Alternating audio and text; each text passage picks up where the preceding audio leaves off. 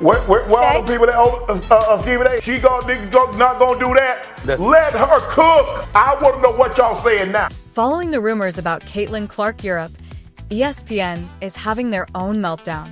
Caitlin may be leaving for Europe, and it appears that ESPN is beginning to feel bad about how they handled Clark all season. ESPN was the place to watch Caitlin Clark be underappreciated and undervalued. They never respected her, and now they believe they have the power to decide whether or not she travels to Europe. Okay, now we just have to have people because of marketing and their intention, and they're not as talented. We're not putting the best team out there. All year long, ESPN essentially denied Caitlin credit, with analyst Molly Karam claiming that she was making fun of the sport. How could she say that without laughing? Caitlin Clark transformed the sport and encouraged conversation. League versus Caitlin Clark, and that is just absolutely false. It is unfair to the women that have been there building this league to this moment so that Caitlin Clark's popularity could take it to the next. Caitlin Clark was the most fouled player of the season and even had a black eye at one point. Another expert denied that players were targeting her. Let's hope Caitlin can utilize her vacation time to look into European options that would sink ESPN and WNBA and leave them with nothing to discuss. Making a basketball argument. We're not saying No, Andrea, I'm not going to let you do that. Go ahead, Andrea, I'm not going to let you make it seem like Caitlin Clark was averaging 5 points a game. At the time, she was still averaging 16 points a game, which was more than a lot of other guards that made the team. So don't do that. Don't make it seem like she was averaging 5 points and this was like a handout. Given the rumors circulating regarding Caitlin's possible relocation to Europe rather than pursuing her WNBA career, it appears that ESPN and its experts are unable to handle the pressure that she brings. ESPN has spent the entire season disparaging and undermining Caitlin, frequently downplaying her accomplishments while promoting others. Now, they face the very real possibility that the player they have continuously disregarded may leave the American spotlight and take her talents abroad, so it should come as no surprise that they are in a panic, knowing full well that losing Caitlin would be a huge blow to their viewership and content. Her value is felt every place she goes, every arena she goes. TV, ratings, value. For months, ESPN has been downplaying Caitlin's abilities and frequently comparing her to Angel Reed, another rising star in women's basketball. From the beginning of the season, ESPN promoted the idea that Caitlin Clark, despite her undeniable star power, was somehow falling short of the enormous expectations placed on her following her record-breaking college career at Iowa. ESPN analysts like Molly Karam and Monica McNutt fueled the fire by casting doubt on Caitlin's place among the league's best players and implying that her style of play was making fun of the women's game. Response of folks that don't think she is praised enough and she is above reproach in terms of criticism, or that praising another player is an affront to her is like, whoa, bro. You're in my mentions talking about women's basketball. I've never ever seen you before in my life. The scathing criticism seemed purposeful, almost as if ESPN had set out to undermine Caitlin's success by continuously casting her in the background of her peers rather than acknowledging her contributions to the game. However, this is where the karma comes in. ESPN is now terrified that if Caitlin Clark relocates to Europe, they won't be able to discuss her anymore. That's right. The player they disparaged throughout the season for not being a true star may pack her bags and depart, taking her enormous fan base with her. ESPN's failure to see Caitlin's influence from the beginning could cost them dearly for months. ESPN presented Caitlin as only valued because of her ability to attract viewers, claiming that she wasn't a true star on the court, but rather the result of media hype. However, now that her departure is a real possibility, they're working quickly to change that narrative.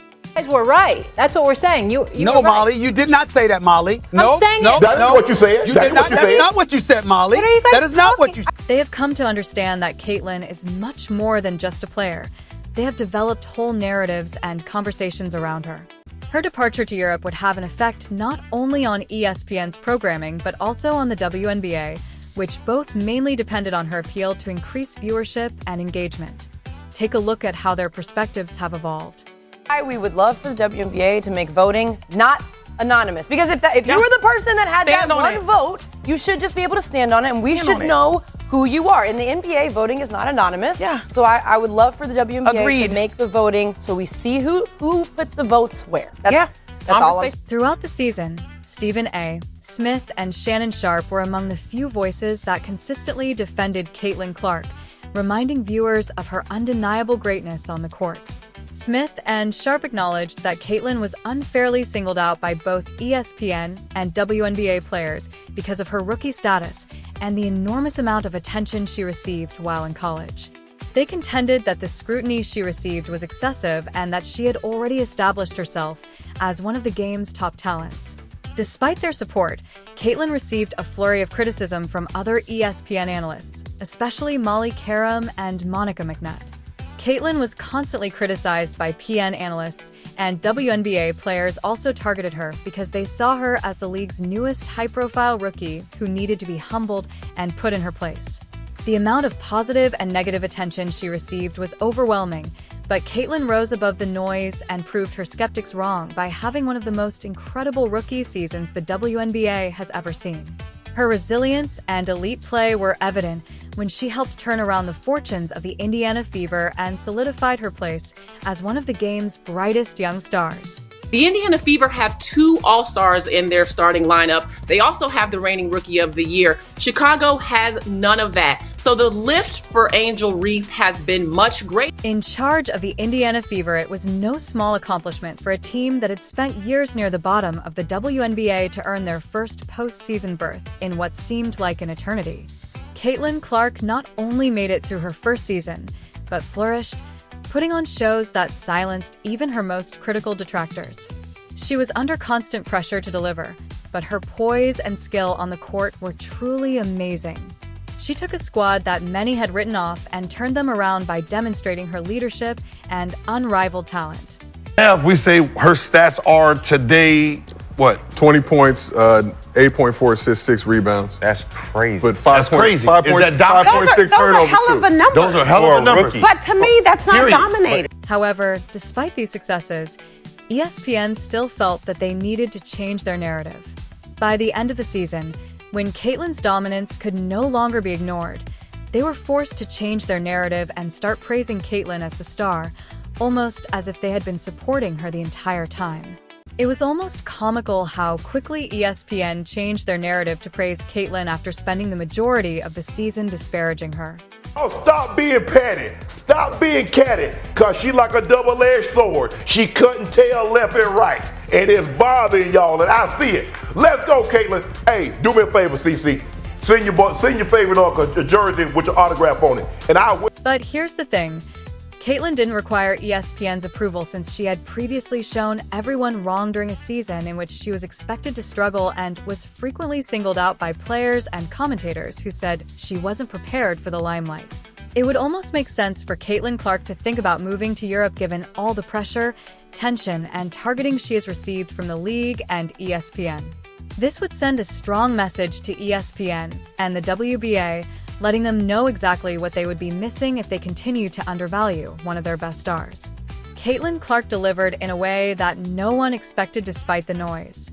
She became the defining player of her rookie class. Draft day viewership, which is up 400% to 40%. Between ticket sales, which is up 93% to 16%. Between regular game viewership, which is up 180% to 20%. What Caitlin Clark has done is grown the WNBA exponentially. She did in 5 weeks what would have taken 5 years. And as it pertains to draft viewership, she did in 5 days. ESPN and the WNBA will only be held accountable if Caitlin Clark decides to take her skills abroad.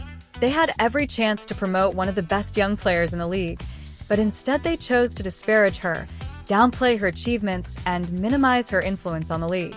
Caitlin's explosive play and unquestionable charisma were major contributors to the WNBA's recent surge in viewership, and the league's ratings would undoubtedly suffer greatly without her.